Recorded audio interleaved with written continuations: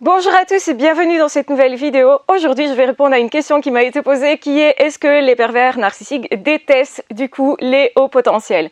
Alors, je l'ai mis beaucoup en évidence depuis 2015, c'est le rapport qu'il y a entre les deux.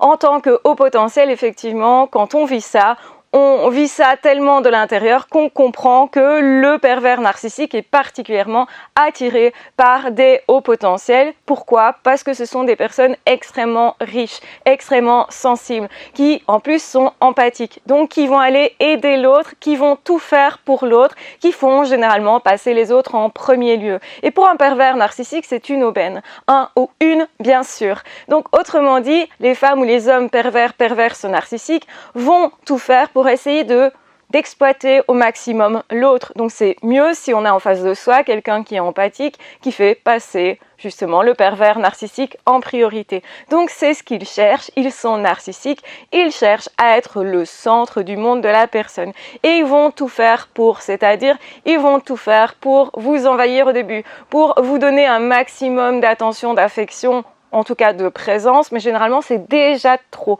Ça devrait déjà mettre la puce à l'oreille. Mais en tant que haut potentiel, on adore ce qui est intense et ce qui est aussi beaucoup quelque part, puisque nous sommes beaucoup par définition.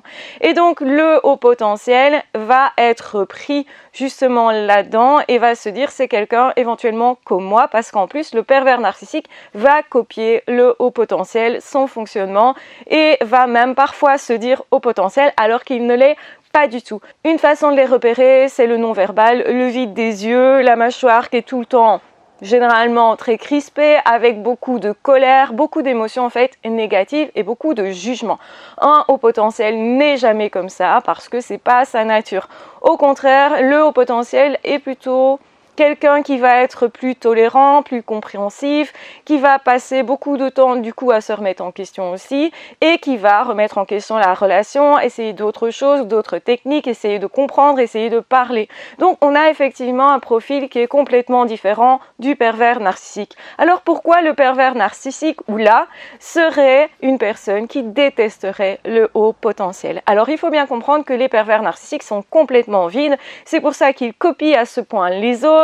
C'est pour ça, à ce point d'ailleurs, que certains pervers narcissiques ont repris mes théories sur le rapport entre HP et pervers narcissique. Heureusement, j'ai surtout donné ces théories en privé, en formation, pour ne pas que ça soit utilisé par n'importe qui.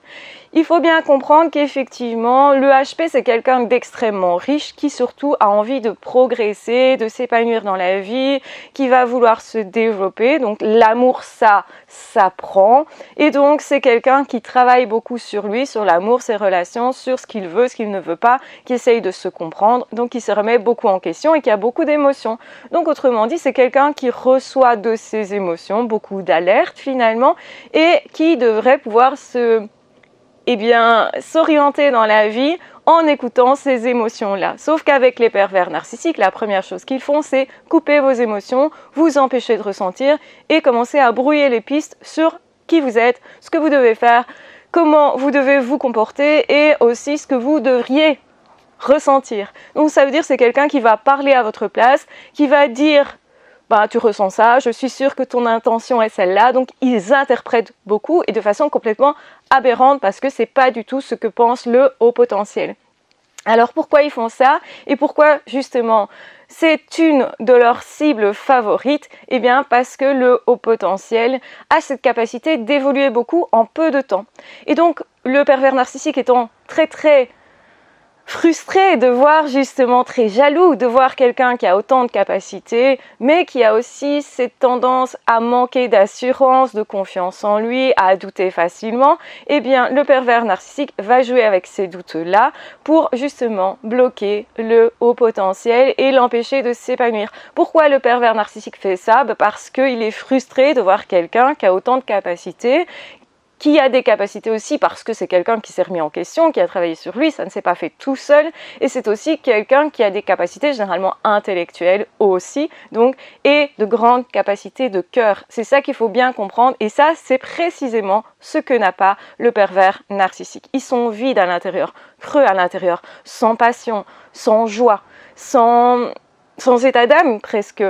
Et le HP, c'est tout l'inverse. Bien sûr, parfois, le HP, il est aussi parfois en souffrance, etc. Mais il se passe toujours quelque chose à l'intérieur du HP. Il est toujours en train de se dire, j'ai envie de faire ça, je veux arriver à tel résultat, ou je veux que cette relation, elle soit comme ça, ou je veux effectivement me développer moi, ou je veux apprendre ça, ou je veux pratiquer cette passion. Donc, vous l'aurez compris, ce sont des personnes extrêmement fascinées par les autres, le monde, la nature, qui goûtent tout en fait, et c'est précisément ce que ne sait pas faire un pervers narcissique. Il ne sait rien goûter parce que cette personne s'est coupée elle-même de ses propres ressentis, de ses propres émotions, et donc du coup veut punir toute personne qui aurait une flamme de vie en eux et qui verrait justement cette flamme de vie. Donc autrement dit, le pervers narcissique voit chez le haut potentiel sa flamme de vie, ça lui semble tellement insupportable qu'il va se mettre à détester le haut potentiel tout en le flattant, tout en lui faisant des cadeaux,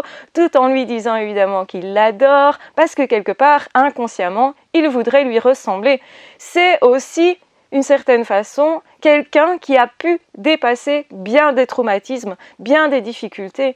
Et le pervers narcissique, quand il voit ça, il ne comprend pas comment l'autre a pu dépasser de telles choses. Et quelque part, le HP lui fait peur, le surdoué lui fait peur parce que justement c'est quelqu'un qui a tendance à transformer les choses et même les pires choses. Or, le pervers narcissique, ce qu'il veut, c'est étouffer l'autre, l'emprisonner, l'amener à se détruire. En fait, il veut se prouver que l'autre aussi est en difficulté et que l'autre non plus n'y arrive pas. Et comme ça les rassure sur eux-mêmes. Ça leur donne aussi le sentiment d'existence puisque c'est eux qui contrôlent tout, qui gèrent le jeu. Alors c'est un jeu très macabre, mais c'est un jeu pour eux. Donc ils vont jouer avec l'autre, avec ses émotions, tout en ricanant, en disant « Ah tu vois, l'amour ça ne sert à rien, tes émotions, eh bien ça nous fait une belle jambe que t'en aies, t'as vu à quoi ça te mène, je peux te manipuler, je peux te faire mal et je peux même te détruire parce que tu as des émotions. » Et en fait, c'est une façon de prendre, entre guillemets, leur revanche sur le fait qu'eux-mêmes n'éprouvent rien, ne ressentent rien, s'ennuient dans la vie, n'ont aucune consistance et n'ont jamais évolué. Ce qu'il faut bien comprendre, c'est qu'un pervers narcissique ou une perverse narcissique restera toujours là où elle est. Et par contre, un haut potentiel, dès qu'il va comprendre les choses, il va forcément évoluer, il va forcément changer, il va forcément en fait faire son propre chemin. Alors bien sûr, entre les hauts potentiels, certains sont débloqués et donc justement s'épanouissent. Et donc j'ai beaucoup de formations pour ça, pour s'épanouir en tant que haut potentiel, puisque moi-même c'est un chemin que j'ai fait. J'ai été moi aussi bloquée dans l'emprise très jeune. Et puis j'ai retrouvé quelqu'un malheureusement en couple qui était pervers narcissique, donc j'ai dû me débloquer à nouveau et du coup j'ai pu analyser profondément tout ça parce que j'ai pu observer au jour le jour le fonctionnement de certains pervers narcissiques et donc du coup eh bien c'est pour ça que je connais aussi bien ce sujet étant moi-même au potentiel, vous l'aurez compris certainement dans les hauts QI. Malheureusement, parce que c'est pas toujours simple, eh bien je suis quelqu'un qui peut analyser, prendre du recul et effectivement vous apporter tous les renseignements là-dessus sur ce rapport entre les deux. Et justement, il faut bien comprendre aussi que eh bien, quand on est HP, il y a un truc à travailler chez soi, il y a un manque de confiance en soi, il y a des doutes qui sont peut-être un peu trop permanents, qu'on peut travailler. Alors ça ne veut pas dire qu'on va jamais plus douter. Bien sûr que le HP il doute constamment parce qu'il fait tout le temps des choses nouvelles. Et quand on fait des choses nouvelles, eh bien on se sent pas forcément apte. Et aussi, du coup, on voit tout ce qu'on ne connaît pas encore. Et ça demande une certaine lucidité de voir ça que les autres ne voient pas forcément. Ça demande un certain courage. Le HP, généralement, c'est quelqu'un qui est capable de s'épanouir dans plein de domaines différents. Il n'est pas juste capable de s'épanouir dans un métier, mais dans plein de métiers. Et même, il va avoir besoin de cette diversité. Ça va vraiment enrichir sa vie. Et ça, le pervers narcissique ne supporte pas de voir que le HP, quoi qu'il arrive, va s'épanouir quand même, va se développer quand même, va quand même justement aller à la rencontre de ses passions. Et je parle d'un HP qui est connecté à lui. D'où l'importance de se reconnecter à ses émotions, même si au départ, ce sont des émotions qui font mal. Certaines personnes me disent « Ah, c'est dur, j'ai connu une relation avec un pervers narcissique et je souffre, c'est atroce. » Et je réponds ceci « Oui, mais vous êtes plus loin que le pervers narcissique dans tous les cas, puisque vous souffrez, vous ressentez quelque chose qui est vraiment vous en fait. Donc il faut aller à la rencontre de cette blessure, à la rencontre de ce qui se parle à travers le corps, de ce stress, de cette anxiété. L'anxiété n'est pas juste un symptôme, c'est quelque chose qui dit quelque chose de vous. Et quand vous comprenez toute votre histoire, quand vous comprenez d'où vous venez vraiment profondément, eh bien vous pouvez vraiment tellement travailler sur vous-même que vous êtes en train de décanter tous les pièges et de vous épanouir comme jamais. Et c'est pour ça que j'ai créé des formations, notamment une qui s'appelle du pervers narcissique à l'épanouissement personnel et une autre qui s'appelle du parent pervers narcissique à l'épanouissement personnel. Et effectivement, quand on voit tout ça, on comprend qu'en fait, quoi qu'il nous arrive dans la vie, même si ça semble injuste et c'est compliqué généralement, eh bien on peut le transformer en tant que haut potentiel. Et en fait, les pervers narcissiques sont très jaloux de ces capacités-là qu'on a aussi créées en nous. C'est parce qu'il y a un travail en nous qu'on a pu se créer ces capacités-là, et bien sûr parce qu'on avait du potentiel. Donc le potentiel, c'est quelque chose qu'on utilise ou qu'on n'utilise pas. Et donc effectivement que je vous recommande de le développer, de l'utiliser, et parfois il faut des déclics, de la compréhension, des guides justement à ce niveau-là pour savoir comment faire, et c'est à ça que servent mes formations. C'est pour ça que je parle sur cette chaîne des deux sujets que sont les pervers narcissiques et les hauts potentiels. Je parle aussi de d'autres profils éventuellement toxiques qui peuvent aussi nous impacter fortement et qui vont en fait à terme, je l'espère en tout cas pour vous, vous aider finalement à vous découvrir, à vous épanouir, à grandir votre vie, à être encore plus vivant. Alors bien sûr que vous allez toujours quelque part attirer les pervers narcissiques, mais la différence c'est que vous saurez les repérer et vous ne rentrerez pas dans le premier cycle qui est justement de se laisser séduire et manœuvrer de façon à impacter vos émotions. Vous aurez des holà, des barrières, des limites que vous allez mettre parce que vous allez vous rendre compte que à nouveau c'est une relation toxique. Donc forcément que les pervers narcissiques seront toujours très attirés par les hauts potentiels et par les hypersensibles de façon générale, par les empathes de façon générale, mais le profil du HP, c'est quelqu'un qui est à la fois empathique, qui est à la fois hypersensible, qui est aussi à la fois justement très dans le donner, dans le je fais passer l'autre avant, donc du coup quelqu'un qui en plus va réfléchir beaucoup et donc que l'on peut plus facilement manipuler parce que justement c'est quelqu'un qui va mouliner beaucoup plus et qui va du coup intégrer peut-être plus facilement les avis des autres et justement les points de vue des autres. C'est quelqu'un qui se compose avec aussi son entourage.